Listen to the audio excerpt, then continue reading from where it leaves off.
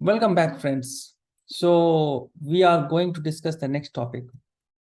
One of the very important thing we all should keep in mind while we prepare for CISSP is to understand that this exam is not a test of the content or test of your memory, but this exam will test you the overall wisdom you develop um, to carry out security governance exercise in any environment or in any corporate environment or government environment, right? So that wisdom develops once you have a very deep insight into security principles, security framework, and the security policies which are well suited for a specific environment.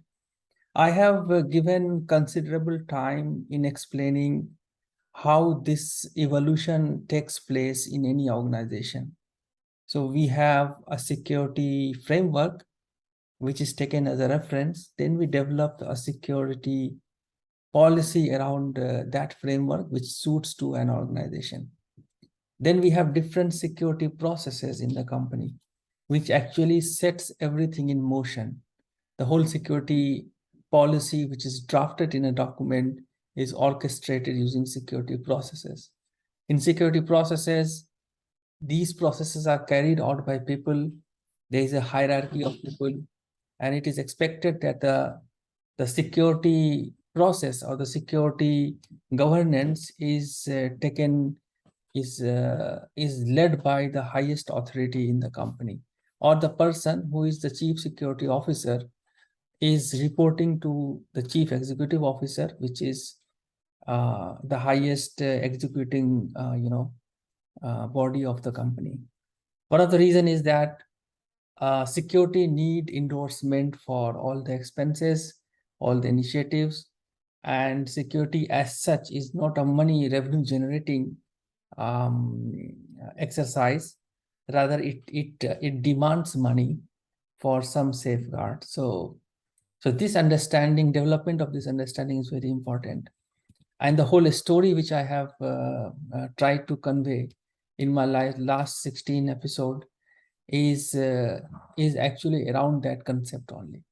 So we have discussed security framework as a concept, not the different type of security framework, but as a concept. And then we have developed an idea of how the security policy is drafted.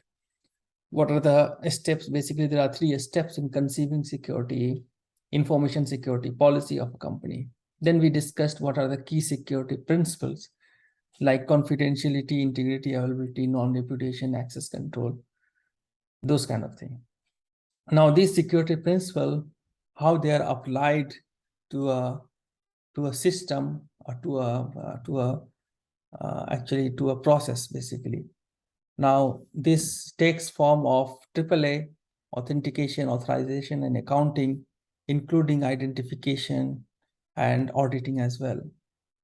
This is also very important to keep in mind that these are the specific processes, right, which actually harness or which actually make use of the key security principles, which is confidentiality, integrity, and availability. Now, next, what we discussed security processes, security roles as well.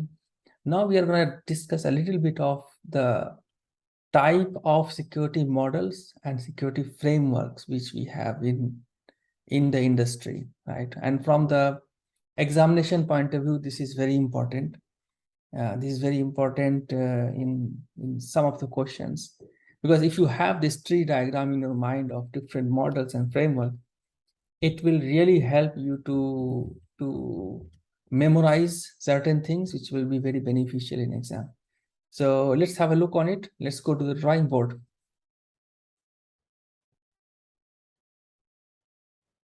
So I have already sort of noted down what I wanted to discuss to save the time. Let's directly go into the topic. So if you look into the drawing board here, I will try to explain these hierarchy. Now, if you see here, I have put two different headings. One is models and one is framework. What are models actually? So models are our own manual method in actually bringing up some craft, bringing up some sort of hierarchy or definition or a set of concepts which will serve as a foundation to develop something, right?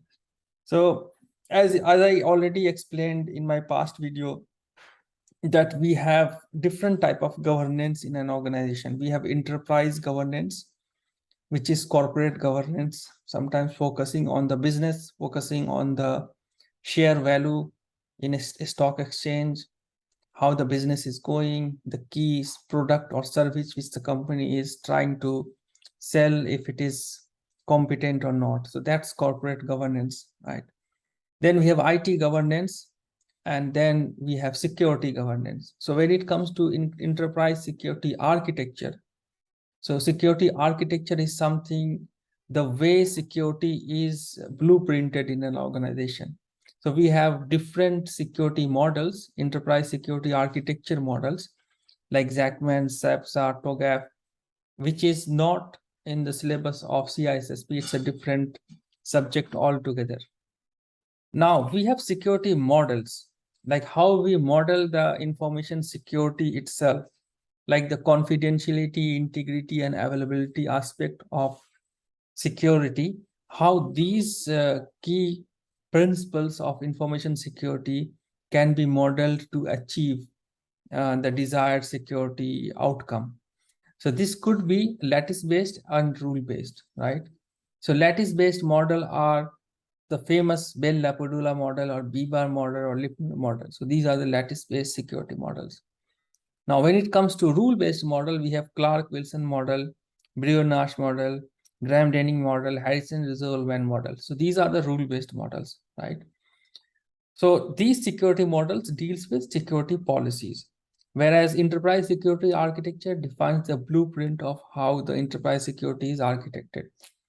We will never discuss enterprise security architecture in any of the CISSP video. So let's keep that separate.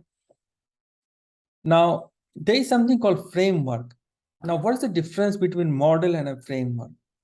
A model is specifically targeted to give a foundational design, to give a hierarchy of concepts which will achieve some sort of security policy.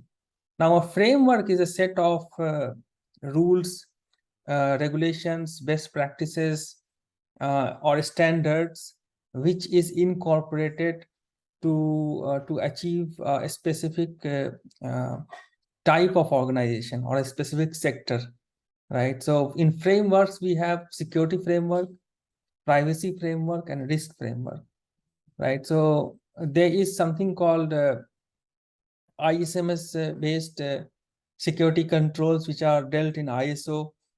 Then we have NIST 800-53, which is a security framework. Then we have COBIT, COSO, ITIL, HIPAA, and SOX.